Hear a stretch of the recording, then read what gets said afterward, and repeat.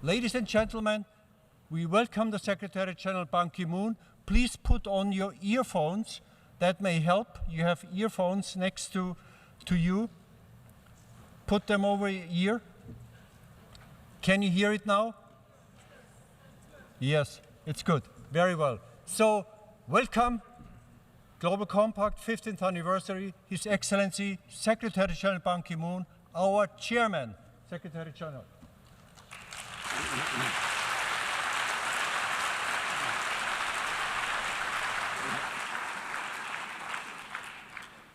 Thank you for your warm welcome, Your Excellency, Madam Amira Gurib Fakim, President of the Republic of Mauritius, Sir Mark Moody Stewart, Vice Chair of the Global Compact Board, Excellencies, ladies and gentlemen.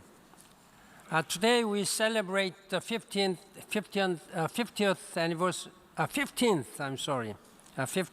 anniversary of the United Nations Global Compact. What began as a simple call to action has become a global force for good.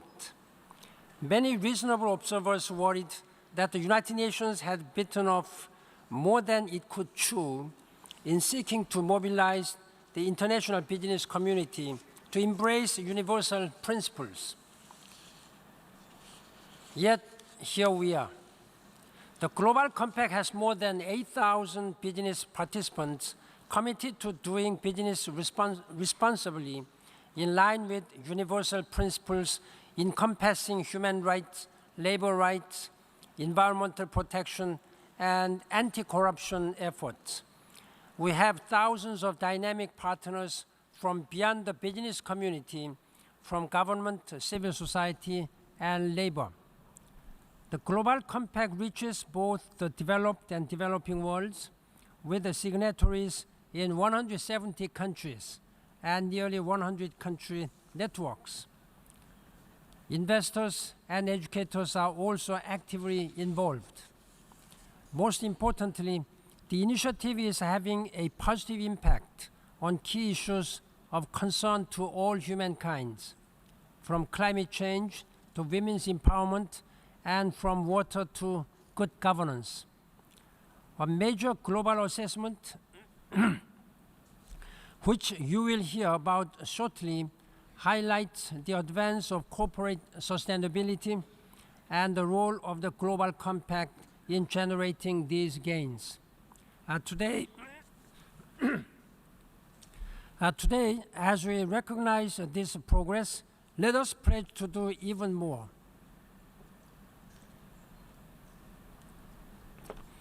Excellencies, ladies and gentlemen, our gathering today takes place in a potentially transformative way. Member states are forging a new development agenda for the next 15 years. We want to build on the remarkable advances that have been made under the Millennium Development Goals, while going even further. The centerpiece of the new framework will be the Sustainable Development Goals, which will be adopted by world leaders at a special summit meeting at UN headquarters in September. Then, in December, governments will meet in Paris to forge a collective way forward on climate change. Escalating climate impacts poses risks to development and business alike. Climate action offers tremendous opportunities for low-carbon, climate-resilient growth that can benefit the bottom line, as well as our health, security, and society as a whole. Just as the private sector made a huge difference in supporting the MDGs, so was it a key participant in last year's climate summit. And business will be indispensable in the period ahead. The business agenda and the sustainable development agenda are converging in new and exciting ways. Sustainable development is not charity. It is a smart investment. The Sustainable Development Goals offer an extraordinary pipeline for investment and platform in which responsible business can thrive. As we embark on this new era, the Global Compact will continue to provide many avenues to scale up efforts and achieve greater impact. Let us deepen what we are already doing through the Caring for Climate effort, the world's largest business-led climate initiative, and through the CEO Water Mandate, the Women's Empowerment Principles, the Children's Rights and Business Principles, Business for Peace, and the Anti-Corruption Call to Action. The principles for responsible investment effort now includes nearly 1,400 institutional investors representing an astonishing $59 trillion in assets. The principles for responsible management education involves more than 600 business schools that are embedding responsibility into curriculum for more than 2.5 million students.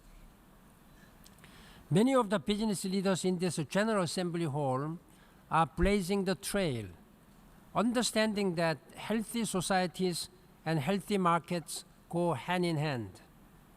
By respecting and supporting universal principles in their operations, and by pioneering new business models and forming innovative partnerships, enlightened leaders are poised to make long-lasting contributions to the cause of global sustainability. Excellencies, ladies and gentlemen, this is a time of grave test, but also one of tremendous promise. We can be the first generation to erase poverty from the face of the planet. We have a golden opportunity in Paris in December to reach a meaningful agreement on climate change that can stave off planetary disaster. At the same time, some trends are profoundly worrying. There are more refugees, displaced persons, and asylum seekers than at any time since the Second World War. Poor governance prevails in too many countries, creating instability and depriving many millions of vulnerable people of their chances for a better life. Violent extremism continues its appalling death march. Our challenge is to uphold the values of the United Nations and to strengthen the foundations of multilateralism.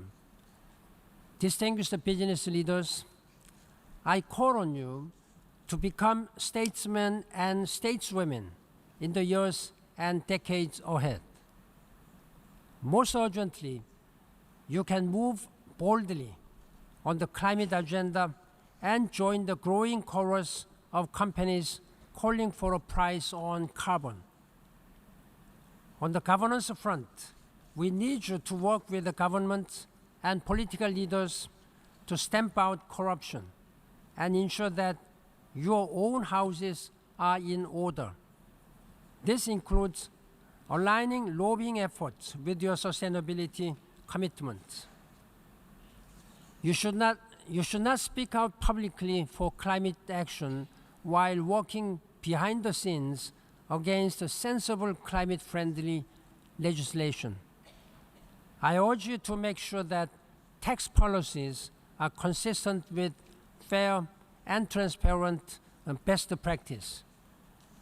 I encourage you to work within your trade and industry associations to spread the tenets of sustainability and the principles of the Global Compact. And to the esteemed leading investors here today, I ask you to reward good business practices in financial markets. Excellencies, distinguished CEOs, ladies and gentlemen, we are here together in the belief that business can and must be a force for good. The Global Compact has been instrumental not just in reshaping global business practices, but in refreshing the United Nations, opening its doors to a business community that for too long saw little common ground or shared interest. We are bound together in our global compact of shared values and principles. Together, let us move ahead with compassion and resolve to leave no one behind and build a future of dignity for all.